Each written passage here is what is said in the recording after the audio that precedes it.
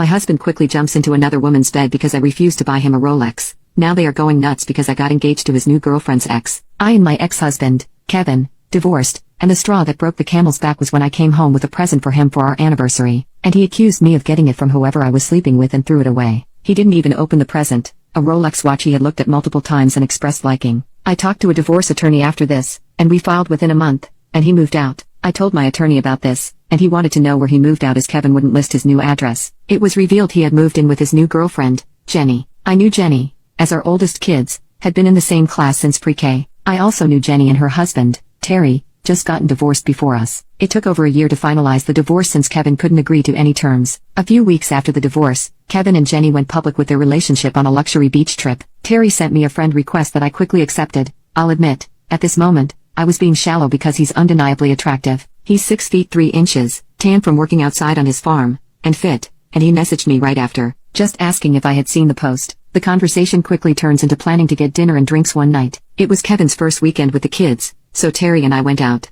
It sounds sappy, but at that moment, I knew this could be something. It felt natural talking to him, and I didn't have to walk on eggshells or tiptoe around things. He was the first to look at me while I talked, and we agreed on almost everything. I invited him over after we left, and we had a few more drinks, watched a sappy love movie, and had so much fun making fun of how unrealistic it was. We finished a bottle and a half of wine, so I invited him to stay the night. He offered to sleep on the couch, but I told him he could sleep in bed since I still wasn't sleeping well and wasn't used to sleeping alone. The next morning, I made breakfast for us, and we agreed that we should do this another time, and it was great. Kevin texted me that he would drop the kids off as we ate. Terry rushed to her dressed and left. It felt terrible making him leave like that, and of course, the first thing Kevin asked was if he saw Terry's truck coming down our road. I told him nope, and he dropped the kids off and left. That was 4 years ago, and shortly after that, Terry admitted to me that he wanted a relationship, and I said yes. We kept it private because it's no one's business to know, as long as we were happy together. We just celebrated our 4th anniversary, and beginning in November, Terry started to hint that he wanted to propose and wanted me to move to his farm in another town since he lived an hour and a half away. Our anniversary was December 1st, and he planned a surprise dinner for all our friends to propose to me. I couldn't believe that he did all this for me. All our friends were incredibly supportive and agreed that we seemed happy together and deserved to be happy with each other. The next day,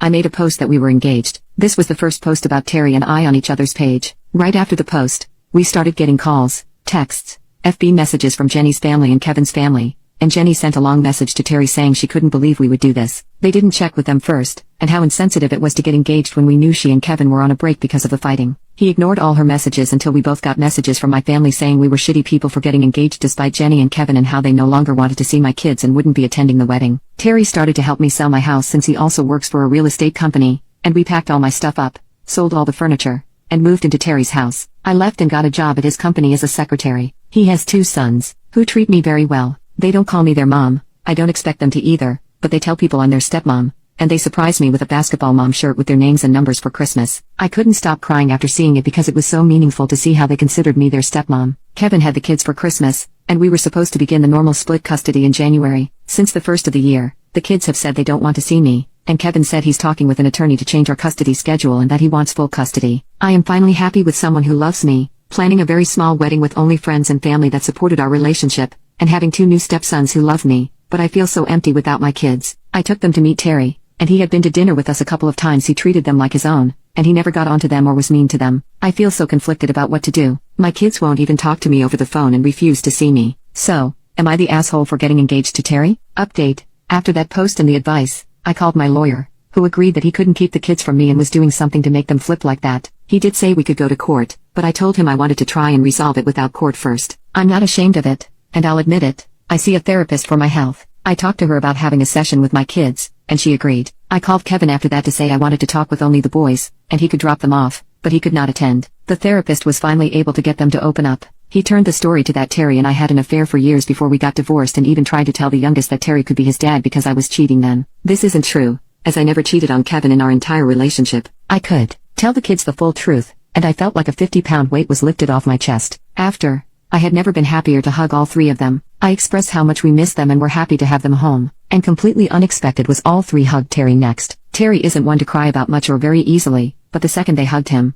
I saw his eyes water up, and I knew I was making the right decision and had picked someone who loves these boys as much as I do. They spent the weekend with us, and I told the older 2 the full story about Kevin and Jenny, how their marriage fell apart, and invited them to live with us again. They both said they wanted to, but they didn't want to be around us since Kevin had fed them lies. They leave school in May and plan to move with us for the summer. This will hopefully be a good opportunity for them to bond with Terry's kids and their friends. I will not be pushing them to move here as it's their choice, but deep down, I hope they do. I told my youngest a more watered-down version of events. I told him that Kevin was his real dad and that what he told him about Terry was untrue. He seemed to understand it. So, for now, Kevin is fine with the boys moving here for the summer. All three asked him instead of me, which helped a lot. Showing him, it was their decision instead of mine. To say I'm excited is an understatement. I'm over the moon with how much this is working out. I've talked with my lawyer, and he said the older two can decide where they go, while Kevin and I would have to agree on our youngest. I don't want full custody as I think kids need their father in their lives, but my lawyer is urging me to fight for full custody. With travel sports starting up, Kevin and I agreed on a temporary agreement of me getting the kids on weekends that they have a game.